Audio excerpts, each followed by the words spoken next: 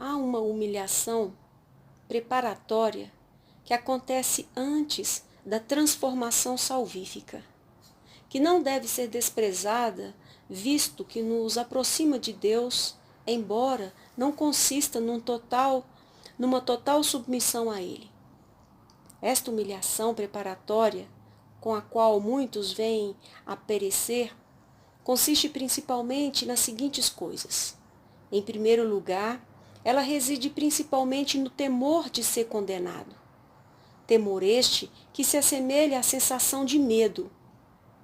Consiste também em uma certa apreensão da grandeza dos nossos pecados, da ira de Deus que ameaça cair sobre nossas cabeças e do perigo que nos encontramos de sermos condenados para sempre. Consiste ainda em um certo grau de compreensão da loucura da qual somos culpados ao pecar, e em algum arrependimento por ter cometido tais coisas, ou algum remorso de consciência por isto. É comum experimentar-se algum tipo de sentimento de tristeza, podendo este ser expresso por meio de gemidos e de lágrimas. Isso tudo pode ser acompanhado de confissões de pecado a Deus e aos homens, lamentações por nossa miséria, e em alguns isso parece o próprio desespero.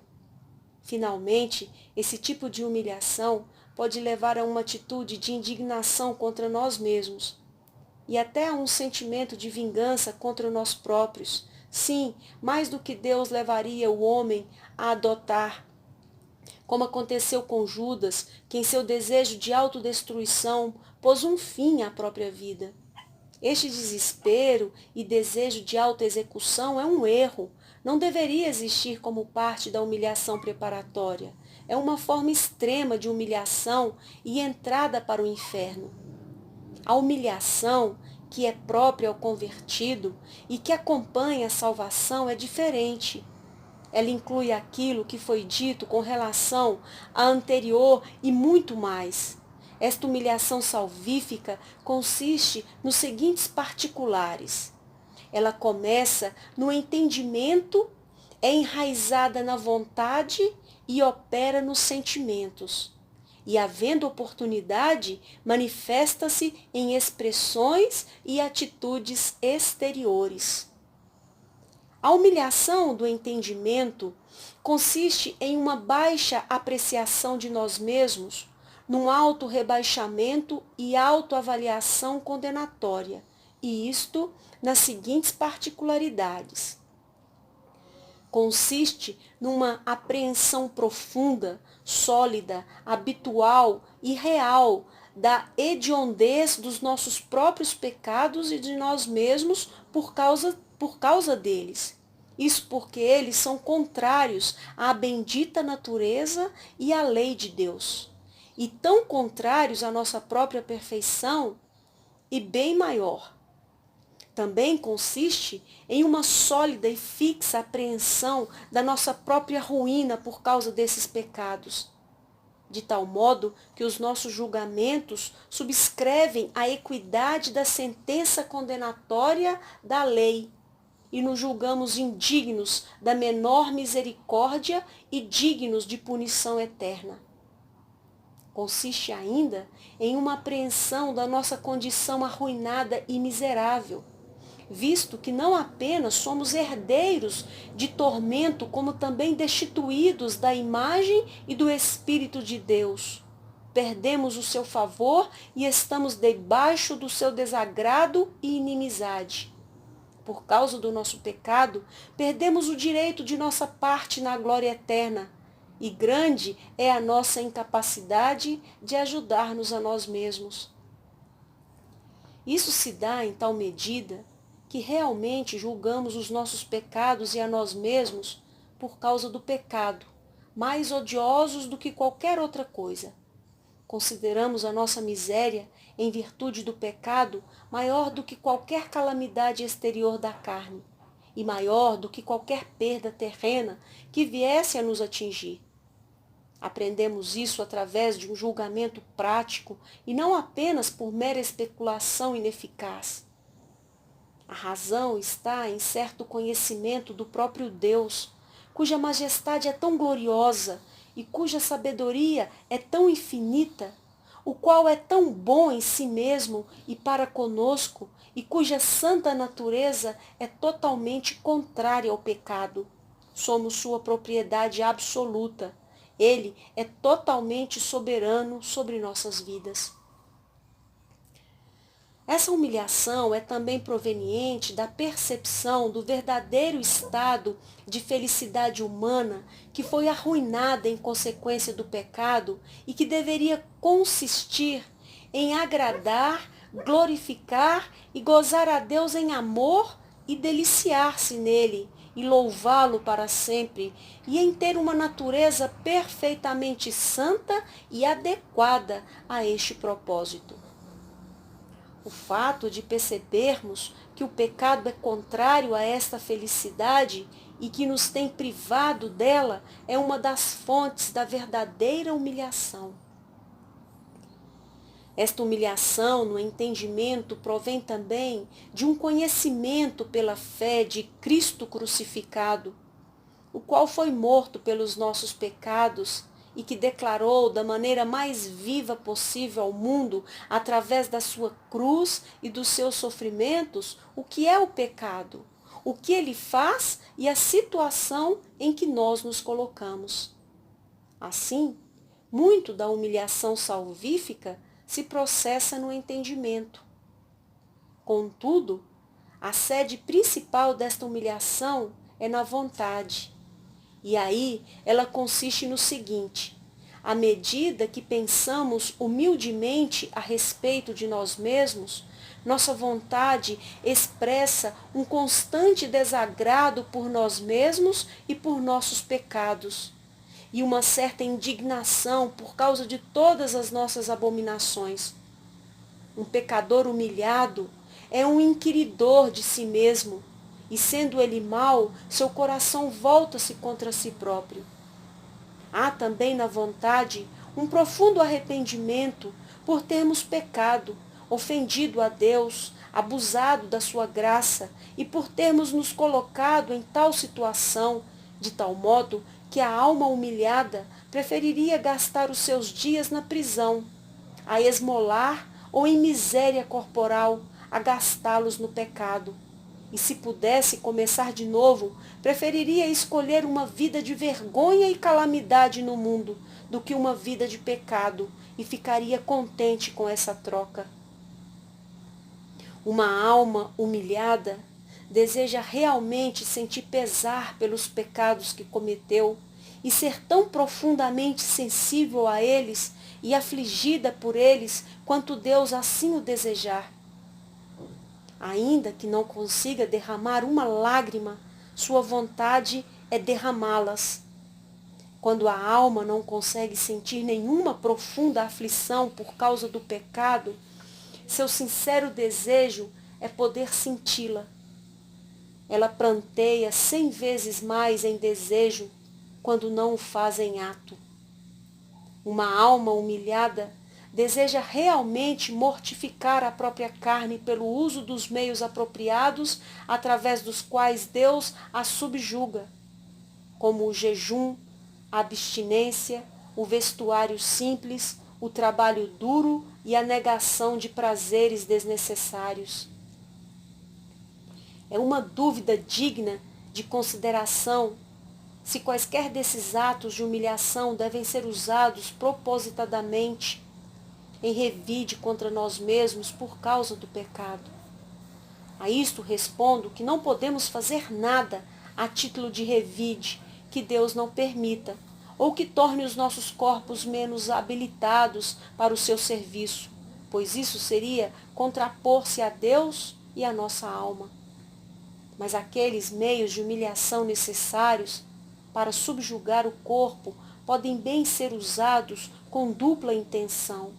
Primeira e especialmente como meio para nossa segurança e como precaução, a fim de que a carne não venha a prevalecer.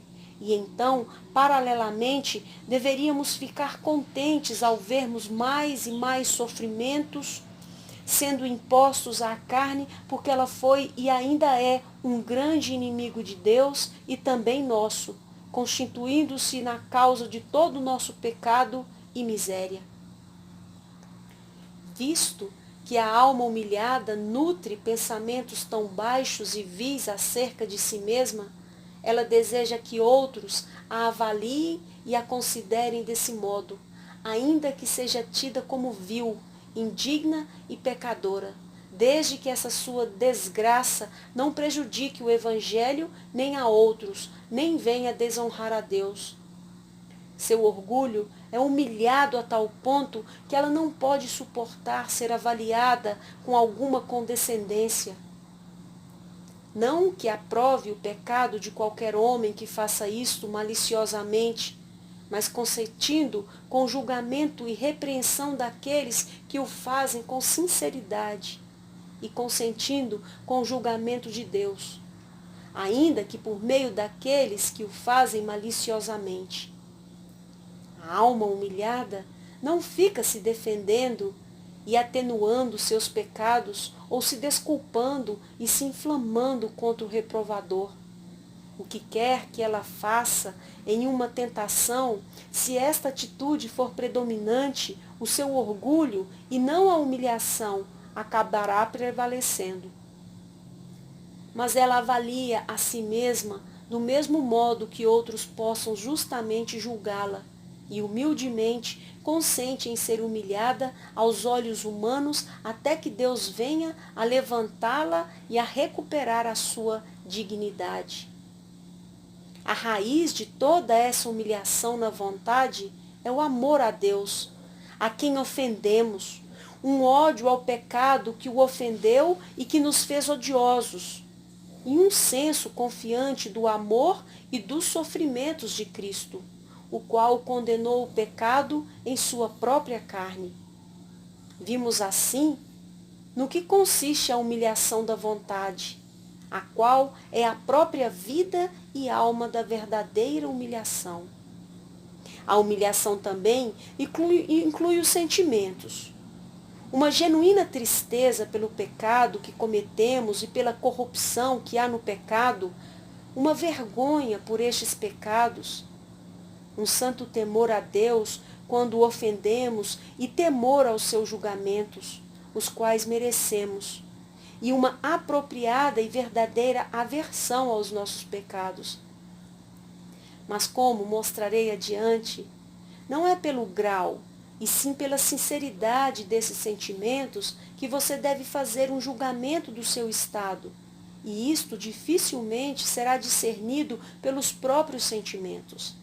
Assim, portanto, a vontade é o elemento mais seguro pelo qual podemos nos avaliar. A humilhação também se manifesta em atitudes exteriores, quando é oferecida oportunidade. Não há humilhação verdadeira no coração se ela se recusa a aparecer no exterior, quando Deus a requer no decurso ordinário da vida. Os atos exteriores da humilhação são uma confissão voluntária dos pecados a Deus e aos homens, quando Deus o requer. Isto é, quando isso se torna necessário à sua honra, ao bem daqueles a quem ofendemos e ao ressarcimento do ofendido. Ao menos na presença dos homens, nos casos em que confessamos os pecados abertamente a Deus. Uma alma não humilhada se recusaria a fazê-lo por vergonha, mas o humilhado aceitaria livremente ser envergonhado, se isso viesse a advertir seus irmãos e a justificar a Deus e dar-lhe a glória. Se confessarmos os nossos pecados, Ele é fiel e justo para nos perdoar. 1 João, capítulo 1, versículo 9. Confessai, pois, os vossos pecados uns aos outros, e orais uns pelos outros, para serdes curados. Tiago, capítulo 5, versículo 16. O que encobre as suas transgressões jamais prosperará, mas o que as confessa e deixa alcançará a misericórdia. Provérbios 28, versículo 13. Não que a pessoa precise confessar seus pecados secretos a outros, a não ser quando não possa alcançar alívio. Não que ela deva publicar as suas ofensas, vindo a desonrar a Deus.